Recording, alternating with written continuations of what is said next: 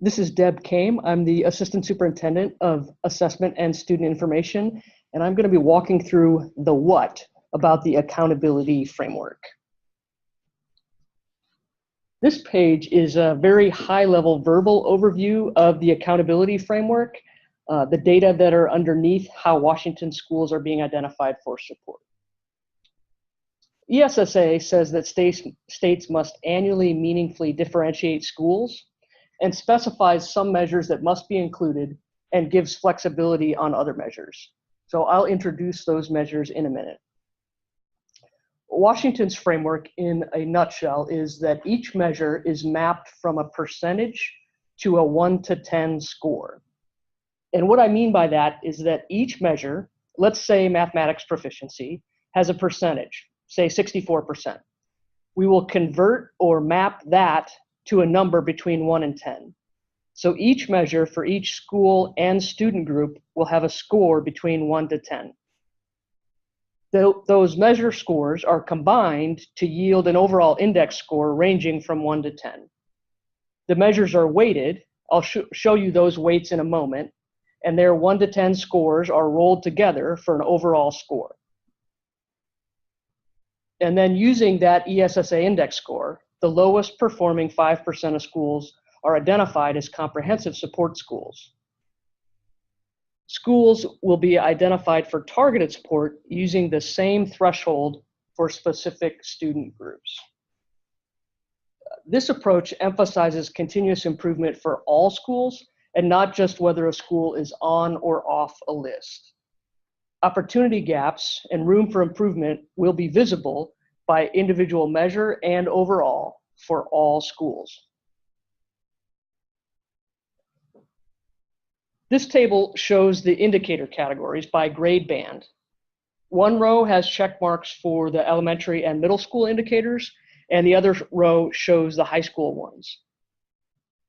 ESSA specifies 5 areas to be included in the accountability framework. The first 4 areas were prescribed. So academic proficiency in English, language, arts, and math, that's number 1. Student growth, which for Washington is student growth percentiles. This is just in the lower grade levels, so elementary and middle school. Third is English learner progress. This measure is based on English language acquisition using the ELPA 21 assessment. It includes only students who are English learners. 4 is graduation rate. And the core of the grad rate indicator is the 4-year adjusted cohort graduation rate. Washington is also incorporating the 5, 6, and 7-year rates in a new way, and I'll describe that in a couple of minutes. And 5th, ESSA gave states flexibility in this area, which is called school quality or student success, or SQSS. For Washington, there are 3 measures for SQSS. 1 is regular attendance, perhaps more commonly known as the flip side of that, which is chronic absenteeism. So did a student miss more than 10% of school days? For a student enrolled all year, that would be 18 full days of school. Second SQSS measure is 9th graders on track. What percent of 9th graders earned credit or passed each attempted course in 9th grade?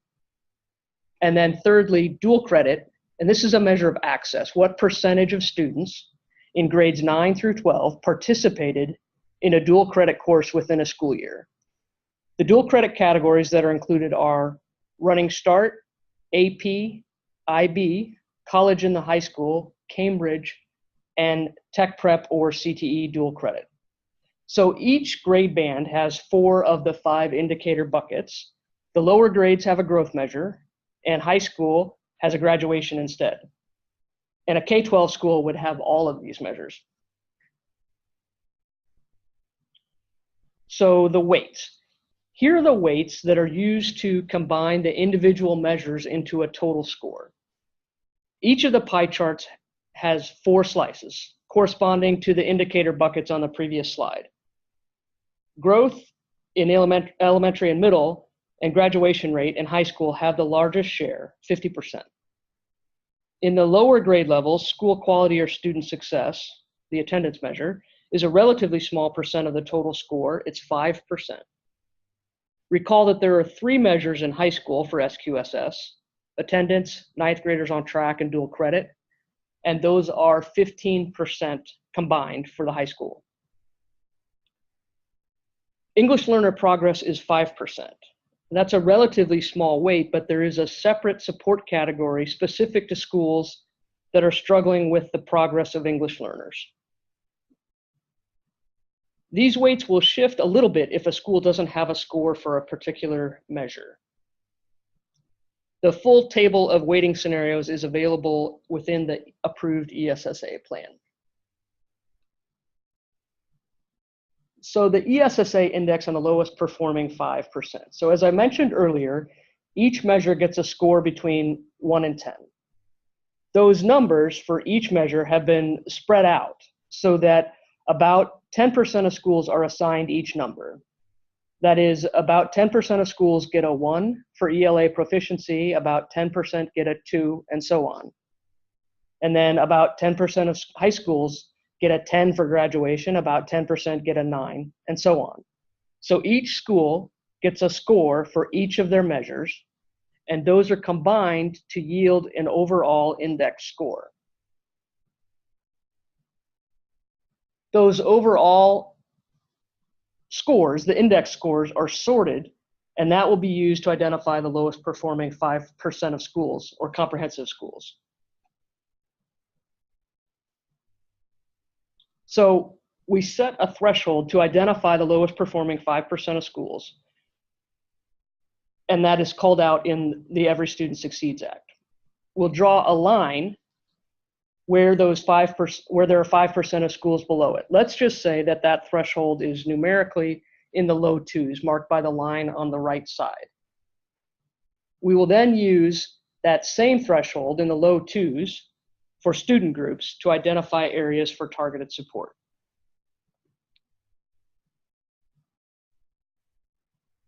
I've described this so far at the school level, but this also carries over for student groups.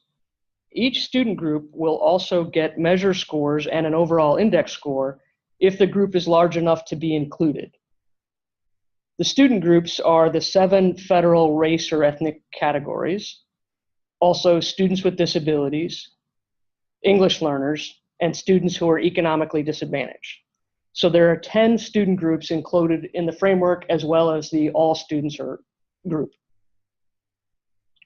So we have a line marking the threshold for support, and that same line is used for both comprehensive and targeted. So in this hypothetical example, this school has 4 student groups whose index scores are below the threshold. Although the all students index score is a bit higher, there are some student groups that need more support. And this would be a school that's identified for targeted support. Graduation rate. So the graduation rate indicator has the 4-year rate as its foundation, and for which schools will receive a 1 to 10 score. Then a school may get extra credit or an additional point or 2 based on the extended year graduation rates. That extra credit is based on additional percentage of students that graduate in the extended timeframes, with 5 years, 6 years, or 7 years. Schools that graduate the highest percentage of students in the 5th, 6th, and 7th years will move up 2 points, so get 2 extra credit points on the 1 to 10 scale, and the next highest schools will move up 1 point. Most schools will stay at the 1 to 10 scores that were determined by the 4-year graduation rate.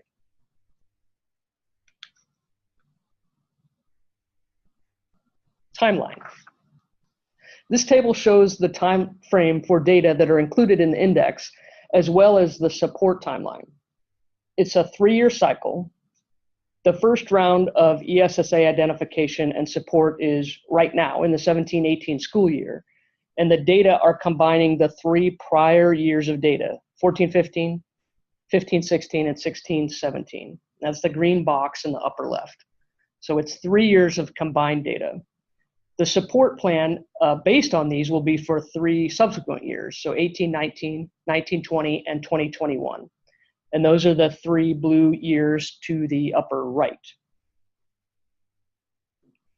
3 years from now, during the 2021 school year, there will be the next round of identification, and it will be based on 3 years of data again, this time using data from this current school year and then the next 2. Note that at that time, science will be included, in addition to ELA and mathematics. Also, other school quality or student success measures will be considered to be included at that time. A sample display. So this is what OSPI's website display of ESSA data will look like initially. On a single page, it shows quite a bit of information. It shows performance by indicator at the top, and you can see it for all students, or you can filter to show the indicators for any particular student group. In the lower half, you can see performance across student groups for any particular indicator or for the index overall. So you can visually scan across indicators at the top, or you can scan across student groups on the bottom. So these views will be made available publicly for all schools on March 14th. So whether a school is above or below the line, all schools have room for improvement and room to close opportunity gaps. This is just an illustration of communications that are coming out. On the left is an infographic that explains the system. And on the right is a data sheet, or the visualization that will be showing information about the schools, a one-page printout by school.